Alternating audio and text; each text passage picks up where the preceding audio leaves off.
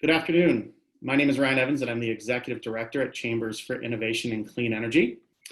And on behalf of our Chamber of Commerce co-hosts today, the Cape Cod Chamber, the Bridgeport Regional Business Council, Chamber of Commerce, Eastern Connecticut, and the One South Coast Chamber, I'd like to welcome you all to today's Offshore Wind Briefing webinar. I would also like to take just a moment to express our appreciation for those on the call today, recognizing that you are all working to reopen your chambers, your businesses, and local economies. This is an important role you all play, and it's an important role and time for our country, so thank you. Clearly, offshore wind has a unique opportunity at this moment in time to benefit the US economy and environment. The pipeline of offshore wind projects is estimated to deliver approximately $100 billion in economic investment, more than 80,000 jobs, and provide enough electricity to power millions of homes. New England stands at the forefront of this new American energy industry with multiple large projects in development that will deliver thousands of megawatts of clean energy to the grid. These projects will not only deliver competitively priced energy to the Massachusetts and Connecticut ratepayers, but will also bring thousands of high-paying jobs, considerable economic investment, and demand for a deep regional supply chain. Today, to talk with us about this opportunity and what it looks like for New England, we have several presenters for you today. Our presenters include Bruce Carlisle, Managing Director of Offshore Wind at the Massachusetts Clean Energy Center, who will give a macro perspective of how offshore wind is seen at the state and regional level, and how the state is supporting the offshore wind industry as it comes to be. We then have Nate Mayo, Director of Public Affairs for Vineyard Wind, and Jen Cullen, Manager of Workforce and Supply Chain Development for Vineyard Wind, who will tag team an update on Vineyard Wind's current projects in New England, the importance of a regional approach to supply chain and workforce development, and an update on public hearings for Vineyard Wind 1 at the Bureau of Ocean Energy Management. And finally, after a Q&A session, Rick Kidder, Co-CEO at the One South Coast Chamber, will talk just a little bit about his chamber's support for the industry. Additionally, we have a few other people on the webinar to assist in various ways. Susan Monroe, our Director of Economic Development, will moderate the Q&A section of the agenda.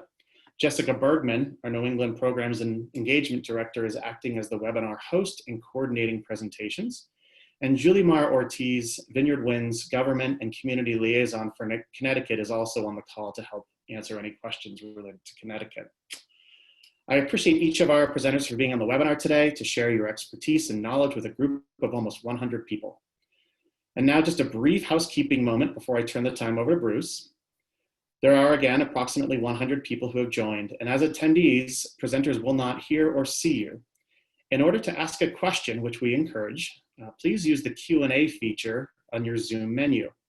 Presenters and hosts will see your questions, but other attendees will not. But we will be monitoring that section for questions which will be addressed towards the end of the webinar. Also, if you put yourself in speaker view, you will be highlighted to the one person who is talking at that part of the agenda for the hour-long session. And again, this webinar is being recorded for possible use in the future. I would now like to turn the time over to our first presenter, Bruce Carlisle from the Mass Clean Energy Center, who will turn the time over to Nate and Jen when he concludes. Bruce? Great. Thank you so much, Ryan. And thanks to the team at the Chambers for Innovation and Clean Energy for hosting this offshore wind webinar. Really appreciate everybody who's taken the time to tune in.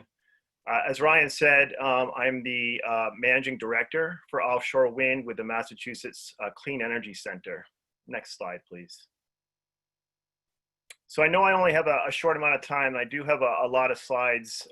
If you probably can figure out, being offshore wind all the time, very active in this space, and there's a lot going on. So there's a lot to cover, and I'm going to sort of breeze through some of the early slides, and we'll focus in on a few towards the end. But we're going to provide some overview and context about the Massachusetts Clean Energy Center, a couple slides on offshore wind and energy generation.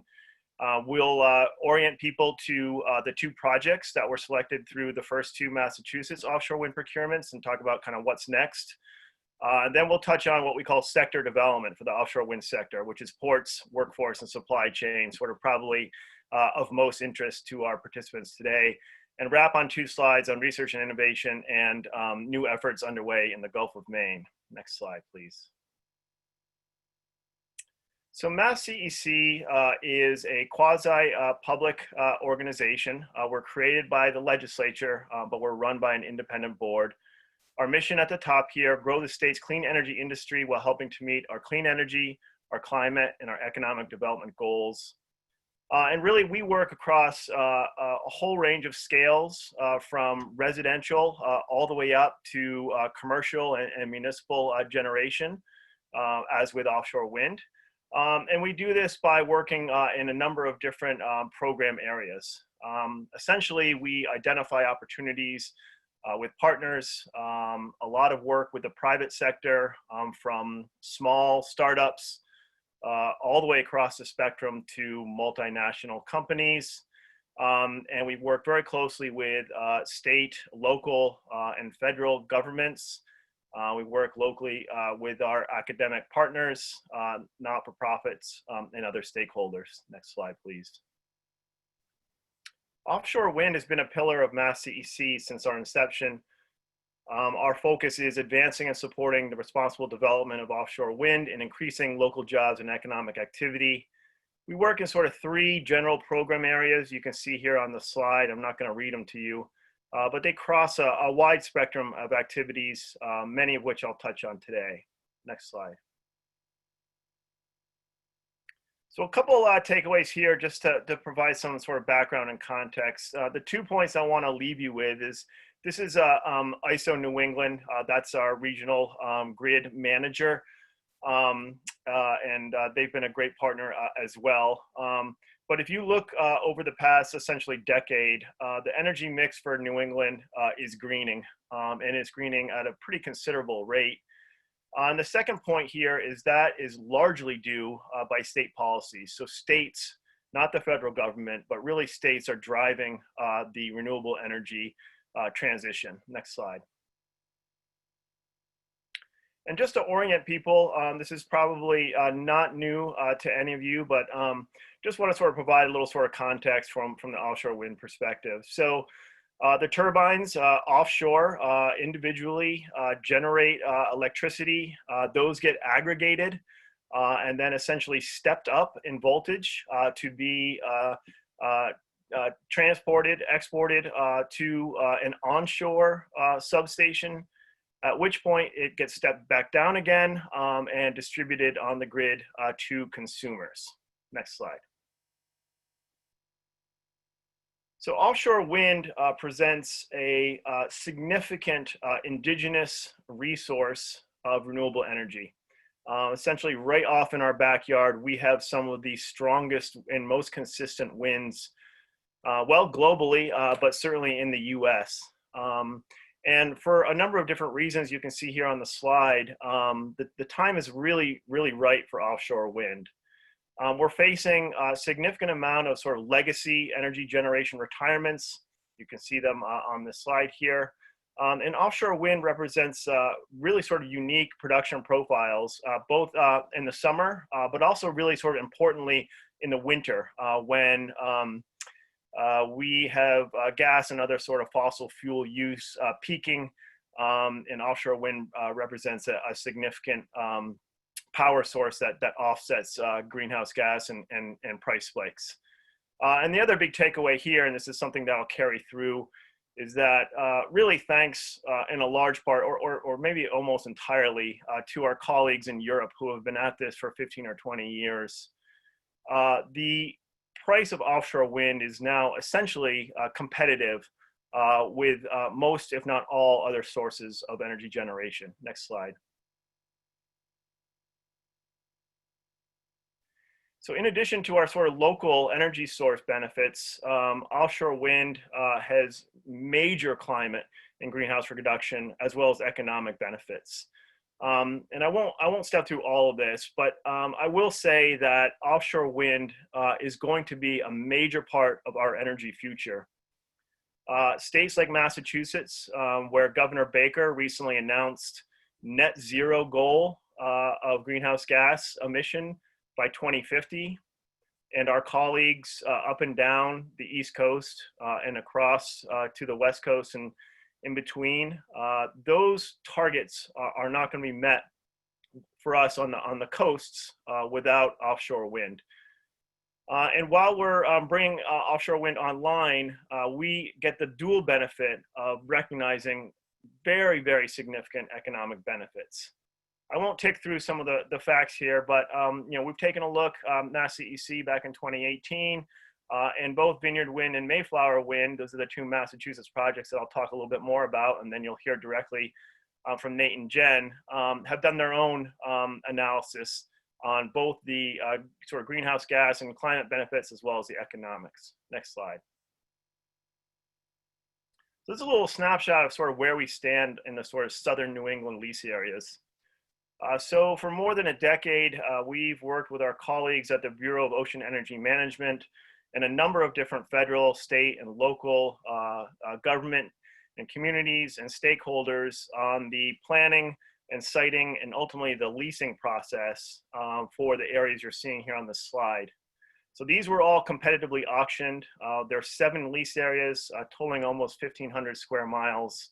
We have 4 very capable, high qualified developer teams, including Vineyard Wind and Mayflower Wind. Between Massachusetts, Rhode Island, Connecticut, and New York, 6 projects have been selected. And there are about 4 gigawatts of offshore wind, either already contracted or about to be with their power purchase agreements. Next slide. So briefly on the procurements that I've mentioned a couple times, the 2016 statute passed by the Massachusetts legislature and signed by Governor Baker really represented a landmark for offshore wind, really, I would say in the US. Some may challenge me on that, but that's a conversation for another day. But what essentially did is it created the pathway for offtake for the leaseholders and offshore wind developers who have been investing and looking for the market. It gave them some certainty. Now, it wasn't a sure thing. They needed to compete one another, and the bids needed to be cost effective. But with the first procurement in 2017 and the power purchase agreement in 2018 and the selection of Vineyard Wind's 800 megawatt project at a nominal levelized cost of 8.4 cents, I think the writing was on the wall. Certainly in Massachusetts, people who were watching this and beyond really sort of took note. And I think if you look at sort of the progression, and I've got a slide later on the market, things really start to take off after 2018. I think other states who have been sort of closely watching or maybe even not so closely started to wake up and pay attention, and everybody now has moved it into high gear. Our second procurement, 2019 and 2020, awarded Mayflower Wind, which is a JV between Shell and EDPR, an 800 megawatt project, again at a very, very competitive price point. Next slide. This is the current market sort of as it stands, if you will. The middle column there are state commitments for offshore wind, and you can read them, totaling 28 gigawatts. And then on the right column, this is essentially the megawatts that have been already selected or procured. So 9 gigawatts already procured. But you can see this runs a pretty wide geography. What we're not seeing here, but I'm sure that we will in a year's time, is North Carolina and South Carolina being added to this list. You'll see Delaware probably make some moves, and then Maine and New Hampshire, as I get at the end of my presentation to the Gulf of Maine, we'll see them on this list as well. Next slide. So real quick, we do have more work to do. So that 1,600 was the first legislative goal in 2018. That was increased to 3,200. Expectations are that's going to keep going. Again, there's a decarbonization roadmap underway to get us to net zero by 2050, and offshore wind will be playing a significant role in that. But for the additional 1,600, our Department of Energy Resources, that's our colleagues who really run the procurement side of things, did a study, released it in May 2019, recommending that we do move forward with that additional 1,600 on a predictable procurement schedule. And then there is a little footnote there for a potential separate solicitation for transmission. I'm not going to get into that today. Next slide.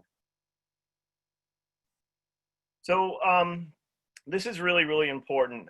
These are massive machines, essentially, and getting bigger by the month, quarter, year, if you will. And they really need to be engineered, manufactured, produced, and transported by sea. They're maritime projects. They are so big that they just can't fit on our roads or our railways, as opposed to onshore wind.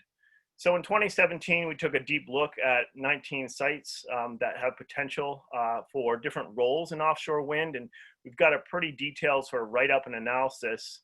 The update here on this slide is we're about to launch a similar exercise for sites on our North Shore, focusing initially on construction, baseport, and manufacturing locations. Next slide. So workforce, in terms of our sort of sector development activities, has been a really big part, an important part of what we do. In order to scale up this industry at the pace and at the goals that you've seen on previous slides, there's a lot of work to do here. So in addition to all the work that goes into the siting, the studies, the permitting, the engineering, and then into the construction and installation, through the supply chain and into the operation and maintenance of these facilities, there's just so many different skills and trades involved. In 2018, we took a deep look at what those skills and trades would be and how Massachusetts and the region fared in terms of our workforce. We know there are some strengths, and we know there are some softer spots. And in 2019 and 2020, we made our first investments with Vineyard Wind in workforce. We have 6 grantees. You can see them on the right of this slide here, doing programs in safety and training and in different education programs and certificates. And we are currently right now reviewing our FY20 workforce grants and look forward to making announcements this summer. Next slide. Supply chain is another really, really important piece of this, and I'm sure many of you on this webinar are very interested.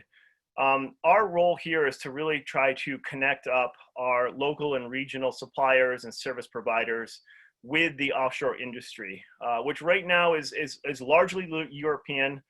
We do have onshore businesses that are growing and branching and pivoting and transitioning to offshore. And we're very well positioned, both in Massachusetts and the region, to be able to support this. It is going to take some work, and we are going to need to sort of inform the supply chain about the opportunities and retool a little bit and upskill. So we're taking every opportunity to do that. So we're using conferences, we're hosting our own supply chain forums. We're working with Vineyard Wind, for example, on Meet the Buyer events and supporting them on things like that.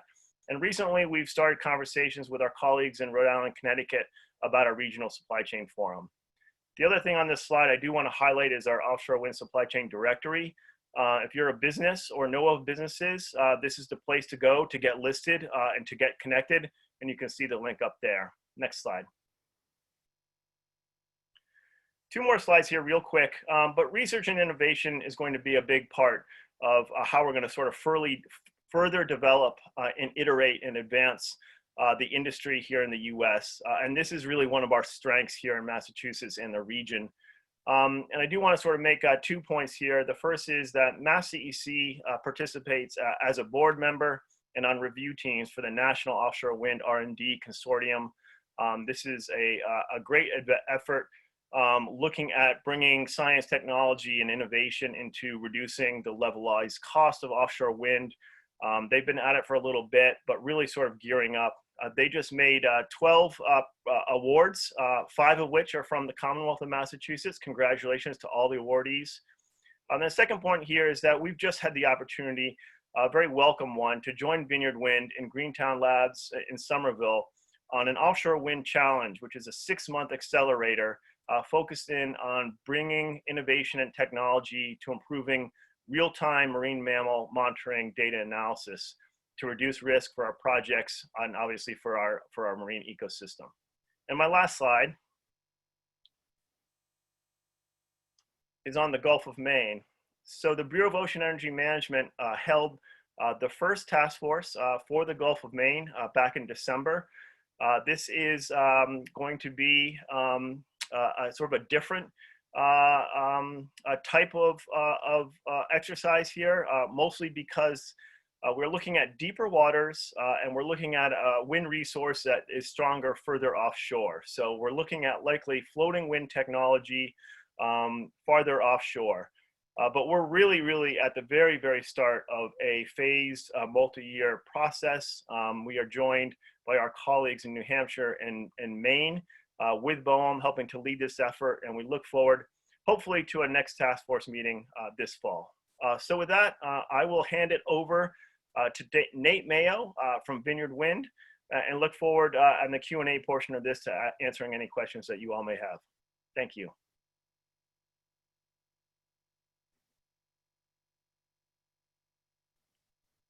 All right. Thanks, Bruce. Again, everyone, I'm Director of Public Affairs for Vineyard. Great appreciation to Bruce laid a lot of the groundwork there, and it can't be understated how important CEC has been in building the groundwork. Starting more than a decade ago on bringing this industry forward. It's been a long road. We are in year 20 of offshore wind pursuit in America. We have 5 turbines in the water. The Cape Wind project, which started that, has failed, and we're turning to a new chapter. There is a bright spot, in spite of the delay, in spite of the lack of unleashing this energy and economic potential. We've also been able to benefit significantly from Europe, and I'll be able to talk about that in the slides. But CEC has played a big part. Also, want to thank CICE for putting this together. We thrive on these, and we also think we present some significant opportunities. That's part of the reason we're having this dialogue. My role here is to give you some sort of lay of the land, and then after handing it over to Jen Cullen, who's really doing singular work with respect to workforce and supply chain development for Vineyard Wind, which Vineyard Wind 1 will be the first project in the nation of considerable size. I'll hand that over to her, and then we've really got a call to arms, if you will, and a need to push this industry that Bruce has so clearly defined the benefits of over the finish line, to get a project in the ground, to get multiple projects in the water. And we'll talk about that at the tail end. But if we can go to the next slide. So a brief snapshot. Bruce touched on some of these elements. Over 20 years in Europe, they've put 4,000 plus turbines in the water, generating over 22 gigawatts of energy. That's roughly 25 times the size of these individual projects: Vineyard Wind 1, Park City Wind, Mayflower Wind, and others, those 800 megawatts. We see a potential in the US, and especially in the Outer Continental Shelf, where you can see it begins in that map in the lower left with Vineyard Wind 1's lease area and project, that the potential is at least as great. We're close to population centers, and we have some of the best wind resources in the world. And the Europeans have created a very predictable and understandable technology. So the mysteries that we might have seen 10 or 20 years ago are no longer there. This is our next chapter in energy in general, of course, a chapter that blends some of the environmental and climate concerns with economic development and the need for new energy sources. This is local renewable energy. And with the framework that's been put in place by governments, we believe it comes with the utmost level of responsiveness to stakeholder concerns, which I'll talk about in the next slide. The states have taken the lead first in setting forth the process by which we identify lease areas and get them online to eventually build projects. They've also set aggressive goals with in terms of generating clean energy. And Connecticut, Massachusetts, and the other states that were mentioned there have really been engaging in almost a competition to get ahead of one another. And I think the Northeast is in Connecticut and Massachusetts especially are well ahead there, along with New York, which is making some strides. So we talk about a couple of projects that are within Vineyard Wind's umbrella. Vineyard Wind 1, selected by Massachusetts through their procurement in 2018, a competitive procurement, which benefited the ratepayer immensely. And That project is slated to come into construction in 2021, beginning of next year. We'll talk about some of the permitting particularities and some of the needs that we would like to have you guys involved with respect to the permitting of Vineyard Wind 1, but more broadly of offshore wind in general. And there's some quirks to that I'll discuss. Park City Wind was selected in December and is slated for construction in 2023. So we have two projects here, that one really at the goal line in Vineyard Wind 1, and one at its very beginning of permitting in Park City Wind. They're very similar projects in adjacent areas. If you look to that lower left, Park City Wind is slated to be built directly south of Vineyard Wind 1, with very similar features and connecting similarly to Cape Cod to connect to that regional grid that ISO manages, as Bruce discussed. Each one offers electricity equivalent of 400,000 homes. We talk about an 800 megawatt project, but easier enough to think about 400,000 homes worth of power for each project. Park City Wind for Connecticut, that represents 14% of Connecticut's electricity use. The sea change is that it's become cost competitive. The prices have absolutely tumbled in the last decade due to technological advancements, and also I think in no small part the policy, the demystifying of policies that has gone through legislatures, as well as some of the work that independent and quasi-public work that groups like CEC have done to lay the groundwork and make developers comfortable to be putting in competitive bids. Emissions reductions, obviously a lot of this is driven by climate change and carbon emissions. Each project of these sizes will eliminate 1.6 million tons of CO2 per year during operation. It's the equivalent of about 1/3 cars off the road. And then Jen's going to go into great detail on this compared to what but these are multi-billion-dollar projects, but a lot of that cost is associated with the port and infrastructure and labor investments that are needed. So there's a tremendous benefit not only to pursue this and pursue it aggressively, but also to pursue it within the region and make sure that those benefits are captured. Jen's working on that, and I'm sure we'll be talking about that for the next, hopefully the next couple of years at least. We're certainly talking a lot about it now, and there's a lot of work to be done. So this is something that we see in terms of the timeline, 2021 for the first project, and the second project, and others, of course, being developed in the years shortly thereafter, as something that will play a part in the clean energy recovery. It should be noted that during the financial crisis, renewables were one of the few industries that were relatively unencumbered by that and actually grew. And we see this as one of a number of things we're going to need to do economically to get ourselves back into stability. So we're optimistic. Next slide, please. So I wanted to give this as a brief breakdown. There's a lot of politics and discussion about this. I think for those of us inside, we've realized that a lot of this has become post-partisan. It becomes meat and potatoes economics, as well as environmental protection, as well as economic development and labor and those things. They're really, I dare I say, there's a lot of win-wins associated with this. The federal government spent many years identifying the areas based on low fishing intensity and minimal environmental concerns. Where do we put these installations to best balance interest? Those colored areas you see were culled from an area roughly double in size down to an area that had the most minimal concerns with respect to environment, navigation, fisheries, and others. These areas, some of which were auctioned off a few years back, and more recently in December of last year. This is the epicenter of the Massachusetts, Rhode Island wind development area. There are also further areas I think that Jen will point out further down the way. These have been subject to extraordinarily high bar of environmental protection and monitoring. It's extensive research. It's research that was actually done in years before any of the developers were there. Mass DEC did marine mammal surveys years ago to sort of, create that baseline that was needed to inform us to assure that we could build these without environmental impact. Community engagement has really been a lesson learned from previous developments. Early and often within the communities where ports are being developed, within the communities that are going to be hosting infrastructure or abutting these projects. And that is ongoing on a near daily basis. Even with COVID, we've continued our outreach efforts aggressively to ensure that communities are taken care of and are understood and are brought into the process. We have agreements we're very proud of with Vineyard Power, a local community nonprofit on the Vineyard, as well as the town of Barnstable, which will be hosting the onshore works, and work closely with New Bedford, the Port of New Bedford, and are really expanding our operations in Bridgeport and Connecticut as well. With respect to fisheries, there's been hundreds and hundreds of meetings to create project refinements. Our project and the general projects have evolved significantly. The most major design concession, which caused a lot of pain on developers' part in terms of reduced production, was the 1x1 east-west spacing, which essentially guaranteed to marine users that these will be in very sparse, the most sparse in the whole world separation, and in an east-west and north-south orientation to aid navigation that's been supported by the Coast Guard. Upwards of nearly $40 million in mitigation has been offered as part of this first project alone. And there's an expectation that mitigation will be a major part of the discussion in future developments.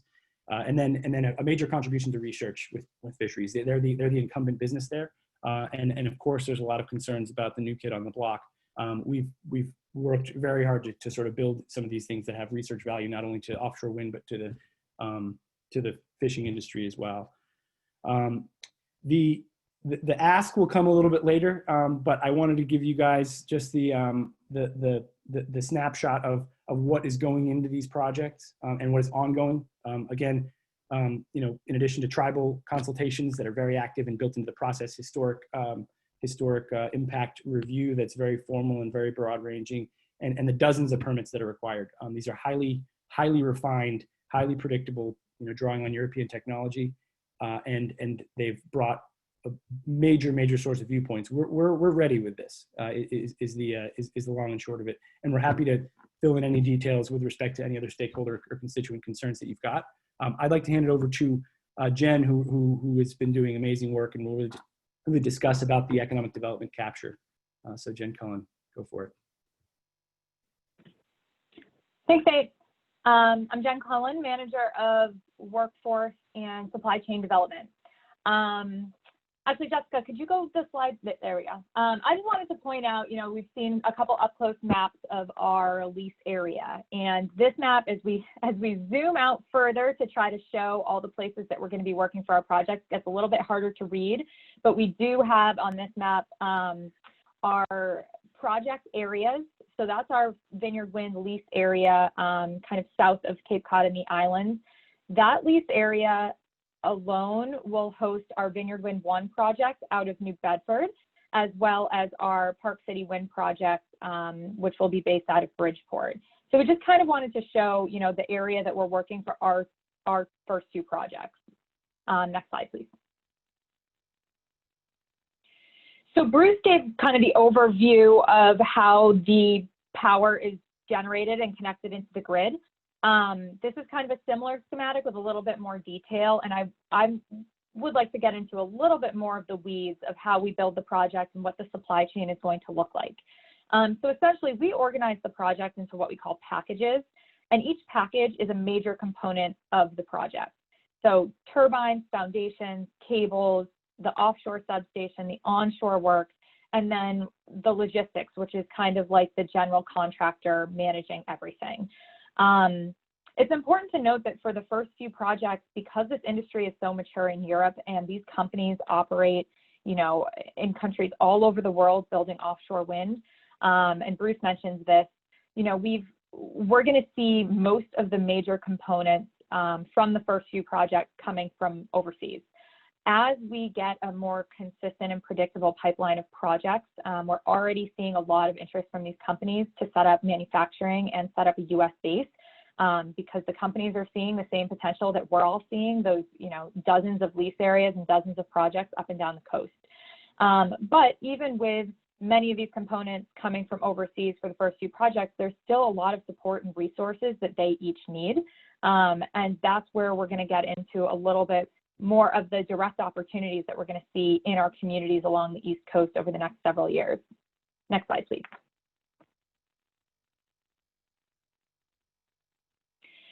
So the tiers of supply chain, our tier ones are those major components. And so within each project, there'll be, between 5 and 8 tier ones, depending on how the project split it up.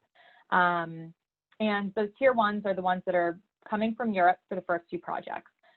Where we see a ton of the opportunity in early days, and especially as this industry matures, is in the tier 2, tier 3, tier 4s. And so those will be all of the support and resources that will be needed for the tier ones to do the construction. So all of the marine support, any sort of secondary fabrication and manufacturing.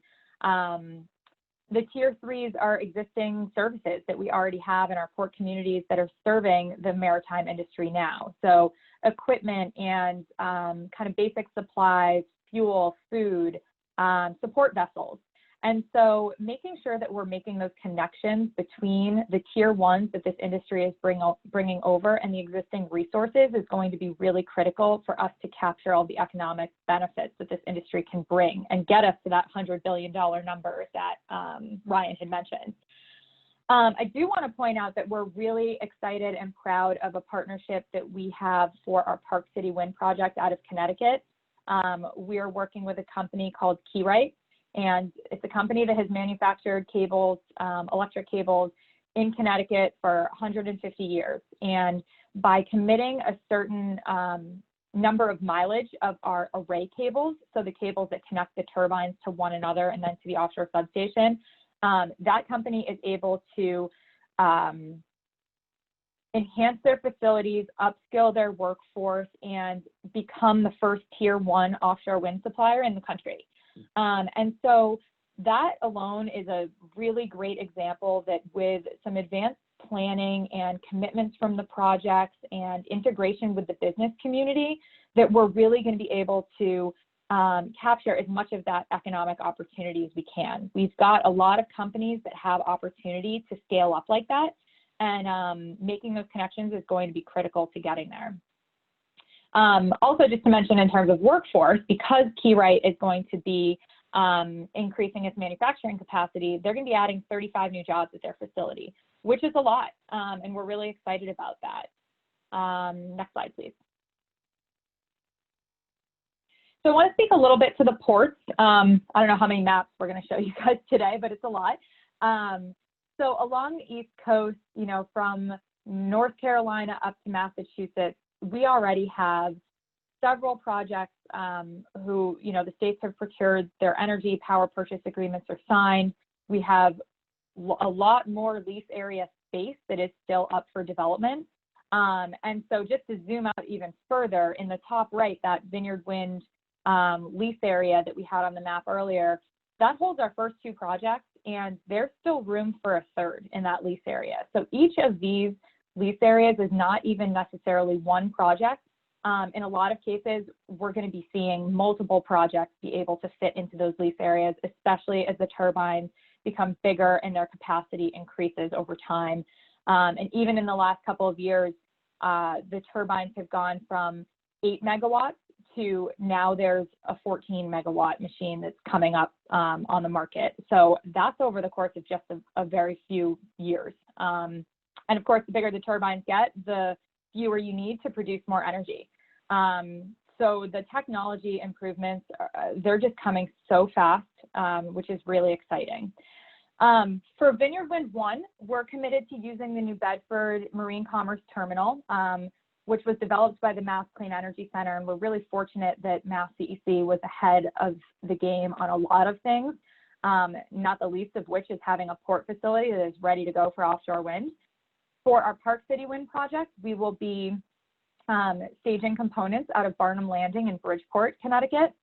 One important thing to note is that these port facilities are around 20 acres each. In Europe, the port facilities serving offshore wind projects are hundreds of acres. We need all the port facilities we can get as an industry, and even just looking at the sketches of each of the ports that we have developed, we're doing turbines out of New Bedford. We're doing transition pieces out of Bridgeport, and transition pieces are that that yellow piece that sits between the foundation and the turbine tower. That's not enough space to do an entire wind farm in either of these ports. And so each project is really going to need to utilize multiple port facilities. And I know we have a lot of Connecticut interest on the call today, and Connecticut is very uniquely positioned to serve this industry. Not only do you have Bridgeport, but you also have New London. And both of those ports are open and accessible by very large vessels. Even the port facilities we do have along the East Coast, which are much smaller than what they have in Europe, many of them are behind bridges or hurricane barriers or transmission lines, and we need very wide and tall access to these ports. And both Bridgeport and New London have that unique situation, which just kind of further demonstrates how important Connecticut can be in this industry, because you have not just one fantastic port resource, but you have two. Next slide, please. So I want to speak a little bit about the specific initiatives that Vineyard Wind has committed to with both of our projects. I won't get into all of the details, but for Vineyard Wind 1, we're partnered with the Mass Clean Energy Center on both our Industry Accelerator Fund and our Windward Workforce Program. Those funds are really meant to capture as much of the early supply chain as we can in Massachusetts. So the Accelerator Fund is looking to help support businesses that can either gear up, or offshore wind companies that want to locate to the area, any infrastructure improvements. And so that $10 million will really go to help anchor the industry within Massachusetts. We also have a $2 million workforce program, and Bruce spoke to the kind of first generation of the grants that were given out to stand up some really critical programs to start getting our workforce trained and ready to support this industry. I also want to note our resiliency and affordability funds. That is one the states were interested, or I'm sorry, Massachusetts was interested in understanding how the offshore wind projects were not going to just provide clean energy, but also help to boost resiliency and affordability for the ratepayers in Massachusetts. And so we have a $15 million fund that will be distributed over 15 years to help support resiliency and affordability programs. So battery storage projects, other kinds of energy storage. And so that we're proud of that as well, because it has a really strong community focus. For our Park City Wind project, we wanted to take what we learned within Massachusetts in terms of kind of early days building supply chain and workforce, and take that to the next level for Connecticut. Mass DEC had done a lot of the groundwork for us in Massachusetts in terms of connecting with the local supply chain and building out the marine commerce terminal. In Connecticut, we want to support a similar effort to connect with the local businesses and build out a supply chain database and give grant funding to businesses similar to the Key Right situation. If there's a business that we can identify that can feed into the industry for the long term with a little bit of business development funding, we want to make that available. So we're working with some partners within Connecticut. Connecticut Center for Advanced Technology is our main partner for this, to help build that database and that program. And then we also have a Connecticut Windward Workforce Program. So in addition to the facilities and trainings that we're setting up in Massachusetts, we're going to have an entire workforce that we're going to have to train out of Connecticut. So we're doing similar programs down there. Next slide, please. So Bruce mentioned our Meet the Buyer events, and I wanted to really hit hard on this one because this is one that we would love to engage even further with the chambers, especially. When we bring in our tier 1 contractors and we, kind of formally contract with them, one of the stipulations of that contract is that we require them to do Meet the Buyer events. And we want to capture as much of the local supply chain as we possibly can. So by bringing in a turbine supplier or foundation supplier, cable manufacturer to the communities that we're working and getting a better understanding of what their subcontracting needs are, and then connecting them with the local businesses, we thought that was a really good first step in helping to build that local supply chain. So we've had a couple of smaller ones out of New Bedford that have been really successful, and they've been focused on connecting local businesses with our survey companies. So we're not even at construction yet. We're not even at those major components, but we do have vessels coming into Massachusetts to do survey work, and they need fuel, food, supplies. So connecting them with the existing resources is going to be the best way to ensure that those economic benefits flow to the community. And so we'll be doing this out of Bridgeport and New Bedford as we get closer to construction of the projects. Next slide. So I know I'm running out of time here, so I'll just kind of go over workforce development fairly quickly. Bruce kind of hit on it. I put workforce development into 4 buckets, essentially. There's the development of projects, so the jobs that Nate and I have now, in terms of the community outreach and the engineering of the projects and the procurements with the states. And those jobs are growing very quickly as we see more developers getting into the game and more states procuring offshore wind. There's construction, and for both our Vineyard Wind 1 and Park City Wind projects, we are committed to negotiating PLAs with the local trades council. It's a really complex process. It is not an easy process, but we know that it's the right thing to do if we're going to secure the local jobs. The trades know how to train people and supply the most highly skilled workforce. And so for us to be able to negotiate a PLA that is unique to the needs of offshore wind and ensure that the jobs are staying local within the unions, that's what we're working on in Massachusetts, and we'll be getting to that process in Connecticut fairly soon. Operations and maintenance, those are fewer jobs than construction, but those are the really exciting long-term jobs. So the jobs that stick around for the life of the projects, 25 to 30 years. We're working with MassDEC and other educational providers in Massachusetts and Connecticut as well to ensure that the technical training programs are available for us to build that workforce. There are currently very few offshore wind operations and maintenance technicians in the US. And so we have to build that workforce from scratch, essentially, which means that if we're building it from scratch, we want to build it out of the communities where those projects will be located. And then workforce development, there are the jobs that fall within the supply chain. So similar to the KeyRite partnership that I mentioned and KeyRite needing to hire, a lot of the jobs that we'll see will come because the supply chain is setting up here. Next slide. So I mentioned the GWO basic safety training. This was a really key element for us to be able to capture the workforce here in the US. Over the course of many years, the offshore wind industry has collaborated to develop a uniform set of safety training standards, which is the GWO basic safety training. And it is a 5-day training program. It is required by every worker that goes offshore for construction and operations, and it needs to be renewed every 2 years. So if we're going to provide a local workforce, we need to make sure that our workers have access to particularly this exact program accredited by this agency.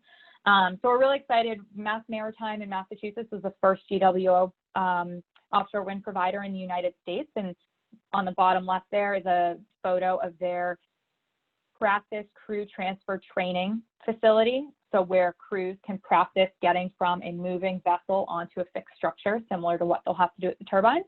And then the top left and right pictures are Survival Systems USA. So they're our partner in Connecticut, and they'll be able to offer the offshore wind GWO trainings as well. They just got off and running. We're really excited about that. And the tower there that you see is to practice working at heights. So it's a pretty intensive training that needs to be done, and all the workers offshore will need it. So we're excited to be able to provide it here in the US at multiple facilities now. Next slide. I won't get into this. These are the educational programs that we have set up in Massachusetts. We'll be doing similar programs in Connecticut just to make sure that we're offering the educational pathways for young people and retrainers to get into this industry. And with that, I'm going to wrap up and hand it back to Nate, who's going to give just kind of the latest on our project and where we're at. And I look forward to any questions. Thank you. Great. Thanks, Jen. You can see there's a lot that's going on, a lot to be discussed. I'll try and move in just a couple minutes through the remainder of these slides. A quick snapshot, as I mentioned, Vineyard Wind 1 is at the goal line. I would just highlight in the lower left here this SEIS. Remember that acronym. That's a Supplemental Environmental Impact Statement released last week. We're moving through these final stages of the process with hopes to get our final permits from the feds in December of this year. And that's where the important ask and the important role is. You can skip to the next slide. There we are. Here's where we are with Park City Wind. Again, won the bid just recently, began to file preliminary permits. We're expecting it to be roughly 2 years behind Vineyard Wind 1 through a similar and hopefully slightly more efficient process. But we're working through those as we see. On the right side, you'll see it's state permitting. There's a tremendous amount of extra layer of work on the inter-array cables and the transmission cables and the connection to land. So we work through that in Massachusetts because that's where the interconnect is. Jump to the next slide here.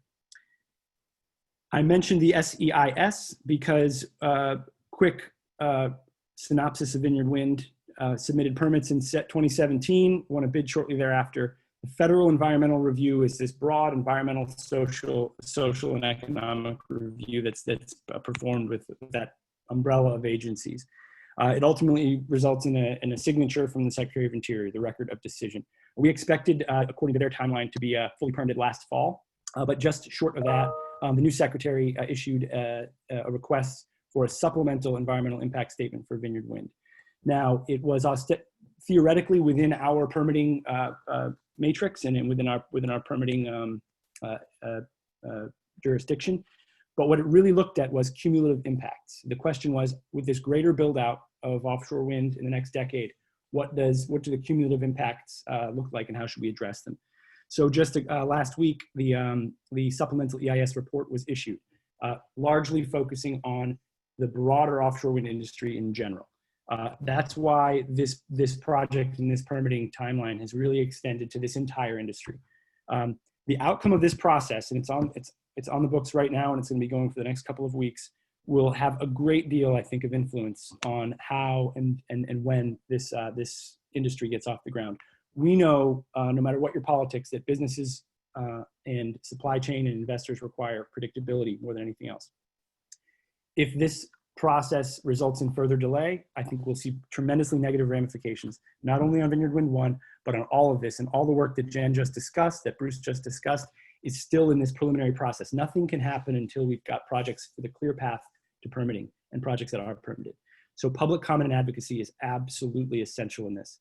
And it's a little bit quirky now that we've got these digital hearings, but we'll talk about the virtual public hearings if you want to skip to the next slide. The last one I'll leave you with is rather dense, but this is kind of the playbook.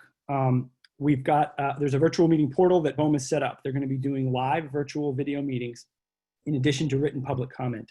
They're going to host them at several dates, as they've mentioned here. It's easy to sign up. The ask and the most impactful way you can engage with this process is to sign up, to get members of your groups to sign up for a specific day, to have some notes prepared, either working within your groups or asking us about questions or some of the basics as you see in the lower right. BOEM will summon you when it's your time to speak. You turn the camera on and you deliver your comments. We follow up potentially with written comments that there's a pretty easy procedure to submit those. This is the point at which we know there's going to be a couple hundred naysayers with their tired and specious arguments. Offshore wind causes cancer, it's expensive, it's ruins the view. All of these things that have kind of been hammered through, those folks are going to be there. And they don't have a lot of potential to grow, but they will be there. The enthusiasm needs to be on the part of the environmental advocates, the climate advocates, labor, the local communities that have been working on this, and especially this nexus of business and commerce that sees clean energy as a major economic driver. So we've got some comments here. We'll follow up with some emails, information through the various threads. And we really want to see if we can keep an accounting of what we're able to get for people to sign up and how that's going. It's a bit of a black hole for us at this point. It seems relatively simple, but there are always quirks as people embrace these new media. So I'll give that back to you guys, and I look forward to following up. It's a sincere thanks for sticking around here, and we could really use your support to get all those benefits that we've been discussing, tens of billions of investment off the ground, hopefully off the ground in the next several months. So thank you. Thanks to you all for, and I like the animated presentation. I didn't see that one coming. That's good. Thanks, Nate, Jen, and Bruce for that great information and for really filling in some critical details on how not only this industry can impact New England, but also the ways that we can actually participate and help ensure that it gets through. As I look at the time really quick, I want to have time for Rick Kidder. And I'm just hoping, I'm going to let Rick wrap up, but I'm going to have Susan Monroe on our team. Susan, did we get a question, maybe one question that seems more important than others to address? And then I'll turn the time over to Rick. Right. Well, yeah, we have a couple of great questions. The first one is the Global Wind Organization training approved by the U.S. Department of the Interior? And Jen, that might be yours, or for Bruce or Nate. Yeah, I can speak to that. It's not required by the Department of Interior, and it's actually the Bureau of Safety and Environmental Enforcement, so BSEE, that is working to develop the offshore standards. But GWO is a recognized third-party provider and certification of many industry partners that have bought in on that. Great. And then I'm going to wrap up with just one more. So for everyone that's watching right now, especially with chambers or economic development, what is the best way that we in the chamber and economic development arena can help support the success for offshore wind and specifically your projects? I can take that. This is Nate. We've got this process that I outlined with that last slide. I think there's a lot of conversation to be had and networking that we've been doing that we can continue to do. But the number one thing right now, above all else, both from a clean energy and economic development side, is to participate in that process, is to advocate in that process. Someone needs to speak for the tens of billions of dollars of responsible clean energy investment that we're poised to capture here. And that message needs to be strong.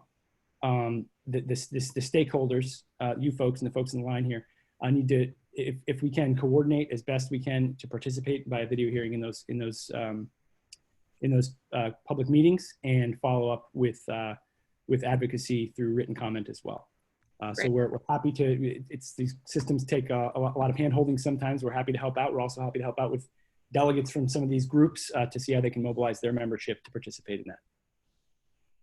Great. So participate and advocate is what I'm hearing. Super. So we are now going to turn it over to Rick Kidder, co-CEO of the One South Coast Chamber. Thank you, Susan, very much, and thank all of you for this incredibly informative webinar. We've been a part of CICE for some time, and obviously we are very strong supporters of Vineyard Wind and strong supporters of Mass CEC. This is an important economic advantage that we can embrace easily and well. This is also a matter for chambers of enlightened self-interest. And enlightened self-interest is something that we understand well in the chamber industry. New Bedford was once the city that lit the world. It has the opportunity to have its role in doing so again. And we are the second largest chamber in the Commonwealth, covering 22 cities and towns from Wareham into Tiverton, Rhode Island. So for us, this is something that is clearly very, very important. Plus, among the training partners, Bristol Community College is within our territory, and we really support the work that they're doing.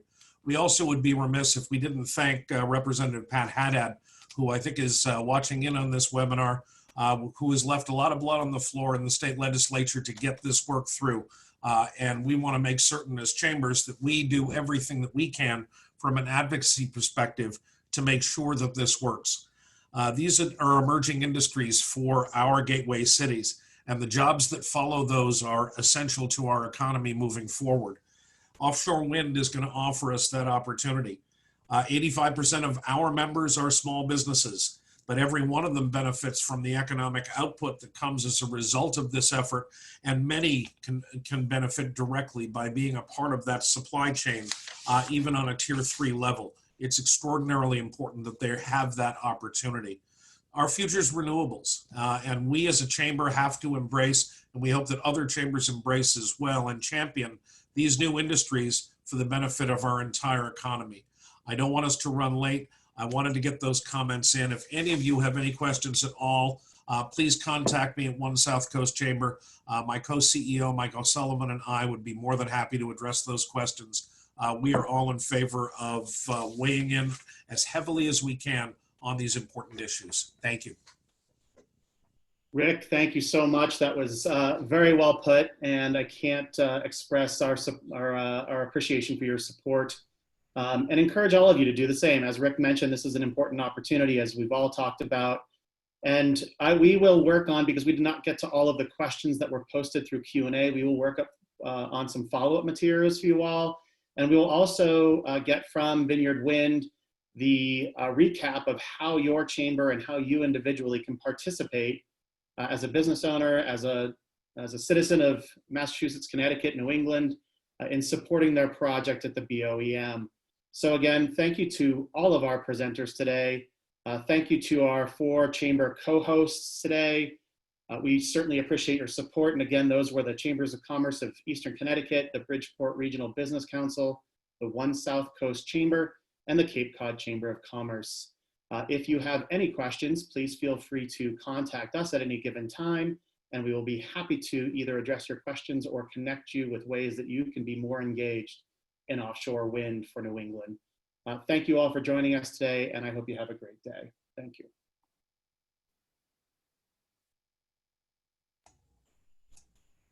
Everyone.